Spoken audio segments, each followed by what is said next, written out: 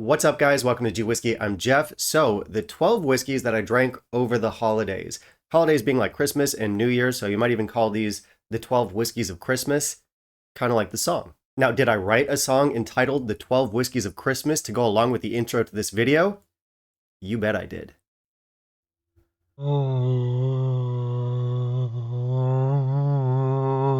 So, Happy New Year, everyone. With the start of 2024, I want to wish some happiness and health to all of your livers.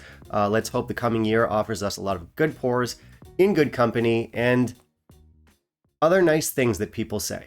Alright, so a while back I did a video called The 12 Whiskeys I Drank on My 40th Birthday, and it wasn't a review, it wasn't really themed at all, it wasn't particularly structured. It was just me telling you about the whiskeys that I drank. And yes, you did hear that right, I did drink 12 whiskeys in one night when I turned 40. Now, obviously, you shouldn't do that, but I did, because this guy parties. Anyway, so I want to do something similar for today's video. Unlike the last video, which was one night of drunken debauchery, I'm going to cover what I drank over the entirety of the holiday season, so Christmas and New Year. So, several nights of drunken debauchery. Not really, though. There was one night where I kind of overindulged, but for the most part, I would just have like a few drams on a daily basis in good company. So, that was nice. Now, if I'd stuck to like warming, spicy, sherried whiskeys with like cinnamon and red fruits, I could probably attach a theme to this where it's just like 12 great Christmas whiskeys, which would be wonderful clickbait. But I just kind of reached for whatever whiskeys I wanted, so there's no theme. It's pretty random. So I guess what I'll do here is I'll try and make it into like a ranking video where it's like least to most favorite. Most favorite just being favorite. As usual, guys, I do have a mystery pour in my glass here. It's a great whiskey. Make sure you stick around after the list and I'll share with you what that is. This is by far the fanciest and most expensive whiskey I've ever put on this channel. So definitely one to stick around for. Also, if you could kindly leave a like down below, that'd be greatly appreciated. Now let's jump into our list. All right, so starting things off at number 12, I've got the White Heather 15. This is a blended whiskey. It's from Billy Walker and the folks at Glenallachie. This is one I've reviewed before, and it's fine, but I don't love it. This has very big, very active sherry casks. It's a little bit too cask forward for me, but it might suit some of you out there. Yeah, I poured some over the holidays. It was nice. Honestly, I was just keen to finish the bottle. At number 11, I had the Penderin Sherrywood. A lot of these Penderin releases, these budget-friendly Penderin releases, can be quite good. I would say none of them are spectacular whiskeys, but what they have going for them is extremely good value. Now, I tend to prefer the Madeira release, but the sherry is a good one too. These are not challenging whiskeys. They're not Scotch whiskeys, and they don't taste like Scotch, so they are a little bit unique. They're craft presented, and they're just pleasant, affordable, easy sippers. Next up at number 10, I've got the Glenmurray 18. Now this one is good. A lot of people out there really love it. I like it. I don't think it's one of the more inspired 18-year-olds out there, but what it lacks in excitement, it makes up for in affordability. So no real surprises in this one, but it does make for a great easy sipper, and this is what I bring out to impress my guests who don't know too much about whiskey. And that's because it's easy, it's not challenging, it has an impressive age statement, and it's very budget friendly. So it's a great bottle to pull out when you're hosting. At number 9, I've got the Nikka Taketsuru. This is a no age stated whiskey. It's obviously out of Japan and it's all malt. So we have whiskey in here from both the Miyagi-Kyo and the Yoichi distilleries. Now this is not as good as the proper single malts you get out of Miyagi-Kyo or Yoichi, and for a little bit more money I would suggest buying those over this, but that's not to say that this isn't a nice one too. Easy flavors, different from Scotch. It's got a very Japanese profile. It's pleasant, it's accessible, which is a theme that you're probably starting to pick up on here. A lot of the whiskeys on this list, because I'm hosting so much over the holidays, are pretty easy to get behind. Now that's not true of all the whiskeys on this list, but a lot, and that's just because I'm not going to pull out anything that's particularly expensive or advanced or challenging when I know half the room isn't even going to know what they're drinking. Anyway, I digress. Taketsuru, nice whiskey. If you want a Japanese profile that's not too challenging, great option. At number 8, we've got the Arran Quarter Cask. This is a popular one. I think a lot of people like this one a little bit more than I do. It is a lighter, brighter Arran, which on paper should really work for me. It's a nice escape from a lot of the more cask-forward Arrans out there. This one comes in at a whopping 56.2%, so it's definitely punchy, it's bright, it's fresh, it's fruity, lots of vanillas in here. The ABV might be a little bit too high for some guests, but whatever, my guests liked it.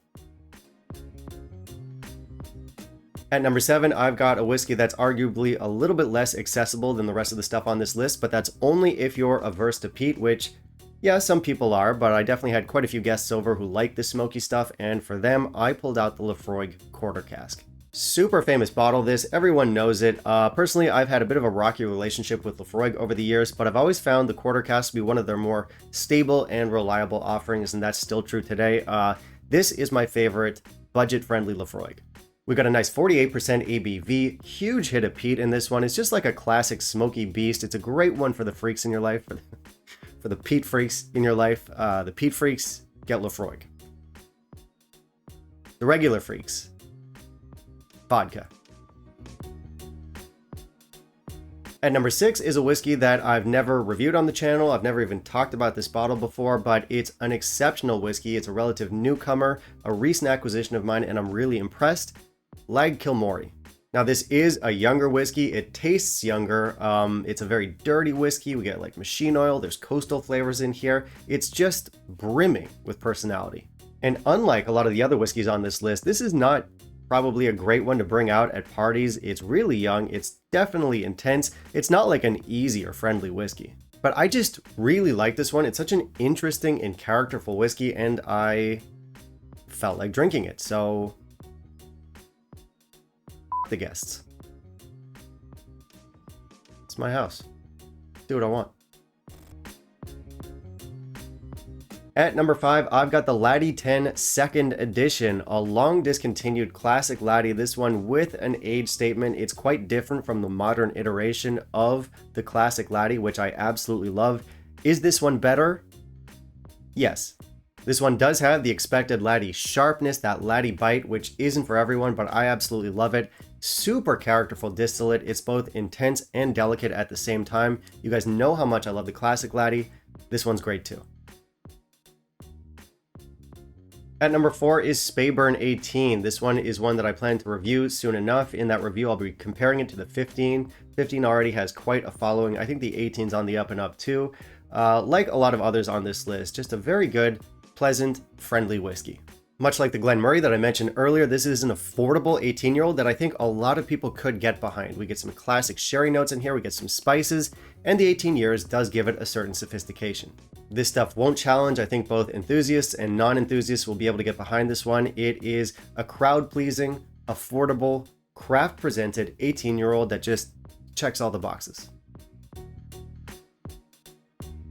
At number 3, I've got the Bunnahabhain 12 Cask Strength 2023 release. This one is a recent acquisition. I will be reviewing it soon. It's a lot more different from the 2022 release than I was expecting it to be, and that's either going to hurt it or help it, depending on your perspective. The 2022 release leaned more into the sherry side of things. This one goes more like earthy and spicy, and I would say it's more challenging this year. I brought this one out on a night when I had a bunch of whiskey people over, and it did go over very well. I do think it's a really good and very interesting bottle. Stay tuned for the review. At number 2, we've got a whiskey that I'm really enjoying right now, and that's the Talisker Parlay Wilder Seas. I recently did an end of year list, and I think this one was at the back of my list for like best special releases of 2023, but I drank a lot more of it over the holidays, and it's really grown on me. I would put it much closer to the front of the list now. I really enjoy this one. It's unique for a Talisker. It's got a higher ABV than most other Taliskers. It's particularly coastal. We get a great influence from the cognac cask. So it's got a lot going on. It's very much my style of whiskey. It's delicious.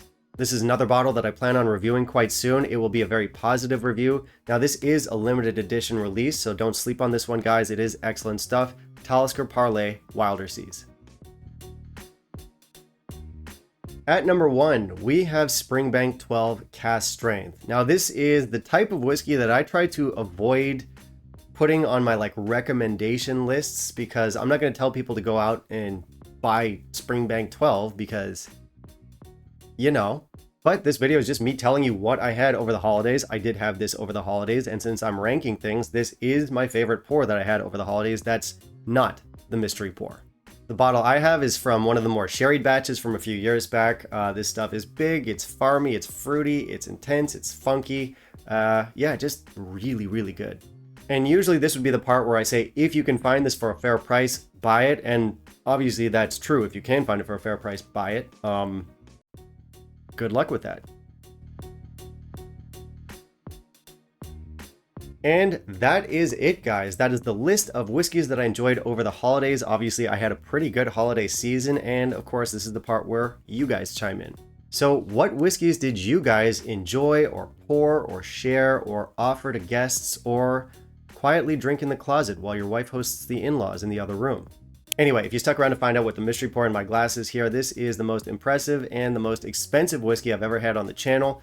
My patrons already know what's coming. What I'm drinking is Talisker 30. Now, this is unsurprisingly the best whiskey I had over the holiday season, and it better be for the price. This is not a bottle that I bought. I could not afford this bottle. This was generously gifted to me by my buddy Alan, so Alan, thank you very much. This is gorgeous. It's intense. It's big. It's subtle. It's complex. But I think the word that best describes this whiskey is expensive. And because of that, I want to upgrade Alan's status from friend to best friend. Now, of course, my previous best friend now gets kicked out of that slot and downgraded to friend number 2. But he didn't gift me a 1,000 pound plus bottle this year, so he's been slouching. So I think it's time you got your shit together, Barry. Anyway, yeah, I just wanted to show off here. Super good whiskey. Ain't nobody buying that. And that's me done for today, guys. Thank you so much for watching. If you want to help out the channel, I do have the Patreon. Otherwise, you can like, comment, subscribe. I'm looking forward to hearing from you guys and what you drank over the holiday season. And that's it. See you next time.